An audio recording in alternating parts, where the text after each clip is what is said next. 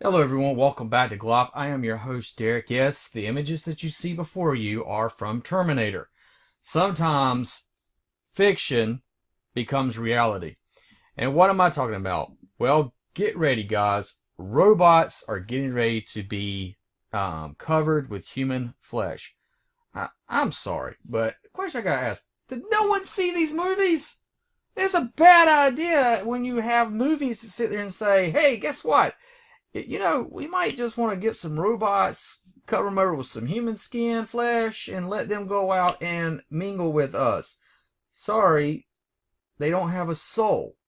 And if they don't have a soul, then they won't see what they're doing is wrong when they wipe us, genocide the human race away. I mean, the thing that gets me is I bring this up time and time again whenever I'm doing the video dealing with cybernetics and robots and stuff. One thing that always comes to my mind is the image of the beast. What does the scripture say about the image of the beast? Let me pull that up. Because of time, I'll just read it straight out from my Bible. The image of the beast, which comes out of the 13th chapter, verses 4 through 6 of Revelation. And they worshiped the dragon, which gave power unto the beast, and they worshiped the beast, saying, Who is like the beast? Who is able to make war with him? And there was given unto him a mouth speaking great things and blasphemies, and power was given unto him to conquer 2 months, so 42 months. And he opened his mouth in blasphemies against God Elohim, to blaspheme his name and his tabernacle and them that dwelt in the heaven. And he was given unto him to make war with the saints, and over them, and power was given over all kindreds and tongues and nations. So it goes back to the time where the Tower of Babel goes back all the way. It says it has power over all the nations and all the tongues. The reason why Tower of Babel wasn't able to be finished is because Yahweh came down and confused the language. It says this being will be able to talk across all the languages and all tongues. It goes on to verse 8. And all that upon the earth shall worship him, whose names are not written in the book of life of the Lamb, slain from the foundation of the world. Now it's saying that when you read the scripture tells us that everyone's name is written in the Lamb's book of life. It's only when they refuse Yeshua, Jesus Christ, is their name blotted out.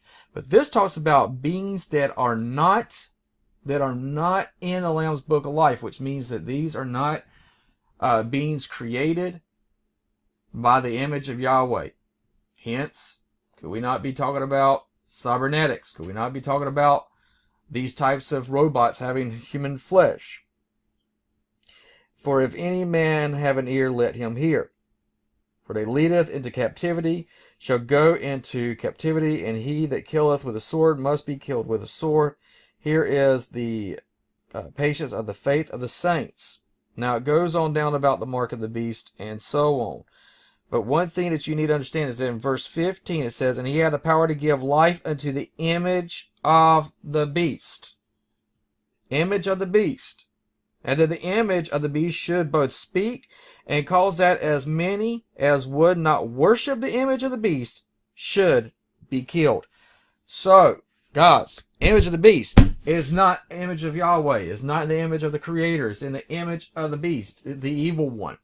Right here, we see the evil one. The thing that gets me is that it's like, oh, it's no big deal, even though they will be laughing at us whenever they start to take over the world and conquer and kill us. And they will be cheesing it up as we sit here having no way to fight against them, because it's not just going to be robotics. No. The Terminator movie went into also where the nanites, which we are now seeing is something that is viable, especially in North Carolina at the State University. They have now nanites that can go into the human body and attack certain cells and multiply and mass produce inside the human body if need be. But right now, the University of Oxford biomedical research has called for robots to be built with human tissue. And they say the technology is there, and if only you choose to develop it, they say that it needs to be done. It could be argued that humanoid robots could be the exact tool we need to create muscle tension graphs that can actually work. So in other words, you're saying, hey, We can have it cover up the robot's body. The robot moves. It gives that muscle, that tension, the flesh movement like we have with our hands. And then it will build up tendons and build up muscle mass there. And then that can be grafted off of those cybernetics and be grafted on someone that will like to have where their arm's been amputated. They just have it replaced with a robotic that has feel, touch, senses from human flesh, which will go into the mind that way. What is to stop this from becoming a catastrophe?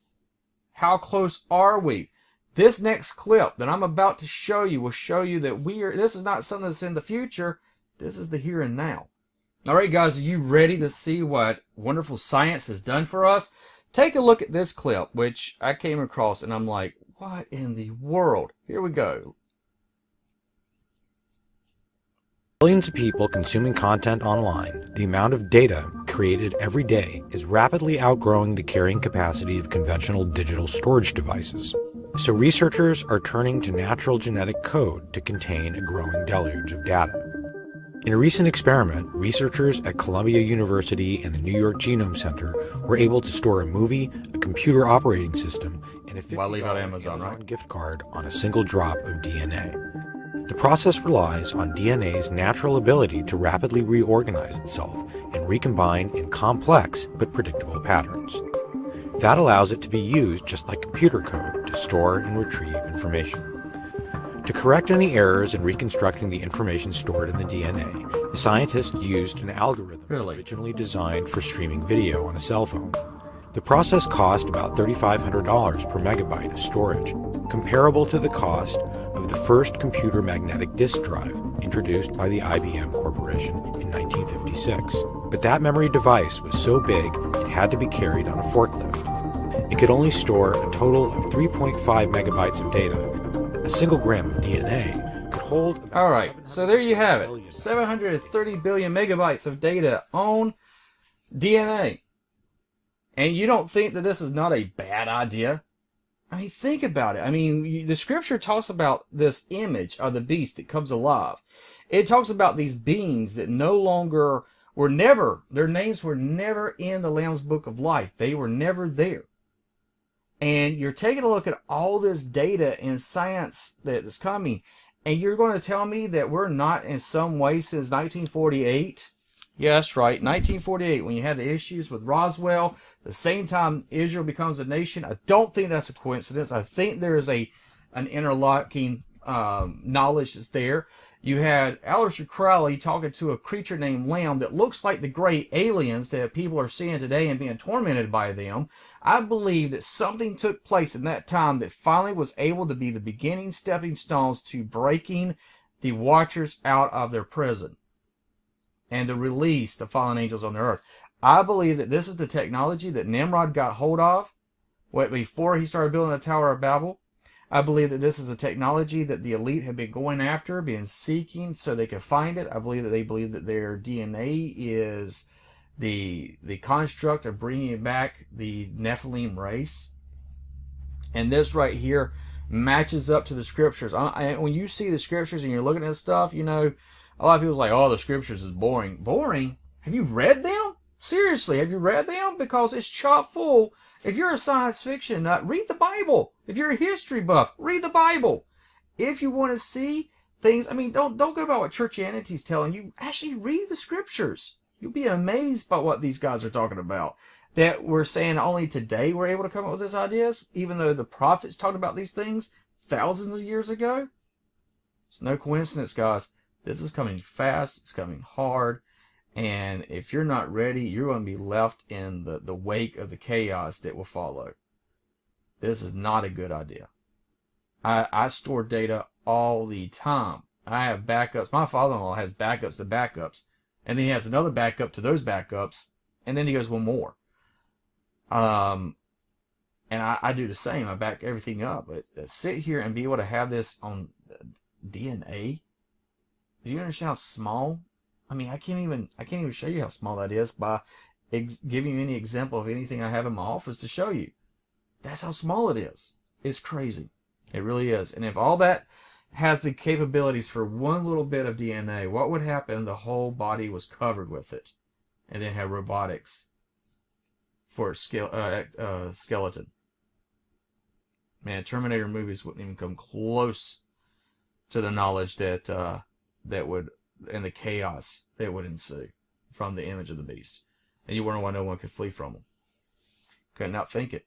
Couldn't outthink it. As always, guys, pay attention to your surroundings. You never know what lies in the corner. God bless.